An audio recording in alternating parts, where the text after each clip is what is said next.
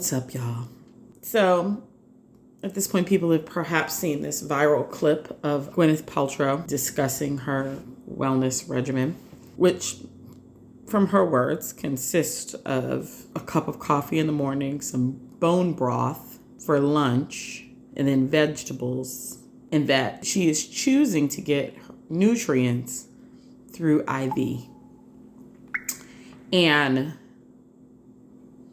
that, by every assessment, would be looked at as some disordered eating behaviors. Anger started welling in me because I was like, I want to have compassion for her. And the truth of the matter is I do.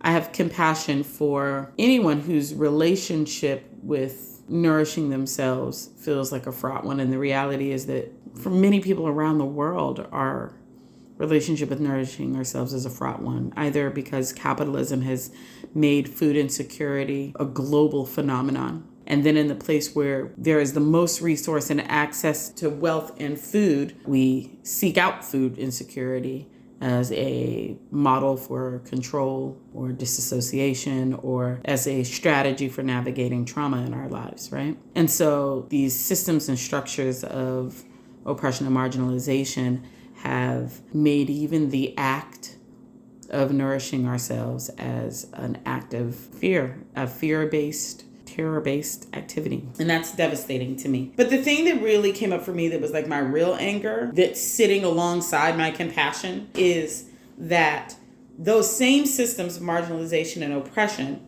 create the context for someone to be allowed to call that wellness, to make money off of the framing of it as wellness, and to be platformed such that millions of people get that message. I saw in an article, they were like, oh, she's like an almond mom. And the almond mom is some euphemism for moms who eat an almond and say they're full. Like, we don't need euphemisms for anorexia.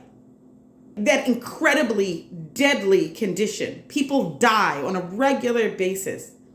And the thing that makes me extra angry is that women of color, Black women, Indigenous women, Latin women are suffering, and also non-binary folks, also trans folks. Folks are suffering because they are bumping up against the experience of being from cultures that are erased as it relates to eating disorders. They're coming from cultures where there's stereotypes and stories, right, about how anorexia doesn't exist, that's a white people thing. Bulimia doesn't exist, that's a white people thing. Just disordered eating doesn't exist in our cultures is the story that gets told. And so then the people who are inside of those cultures are still indoctrinated into the same toxic, violent, deadly messages. We're all still swimming in that story, except there's a whole section of us that aren't even allowed to talk about it. But we're living through it. It gets dominated by whiteness and the conversation of whiteness. So either the conversation inside of whiteness is, oh my God, let's save these poor, sick girls, or oh my gosh, this is the latest trend in wellness and let me sell you something for it. So either white people get to be victims who get help, or they get to be rich people who get paid, and then Black, brown, Indigenous folks get to die in silence. We're still being indoctrinated with the same messages that everybody else is, but we don't get the help and we don't get the money. We just get the suffering. And so that's what makes me angry. And so I can hold the compassion, a deep, abiding compassion for the ways in which white women have been indoctrinated into the same exact system and trying so hard to cash into the system of bodily hierarchy through the story of wellness. And their unwillingness to look at their positionality of power inside of that system is killing Black, brown, and Indigenous people.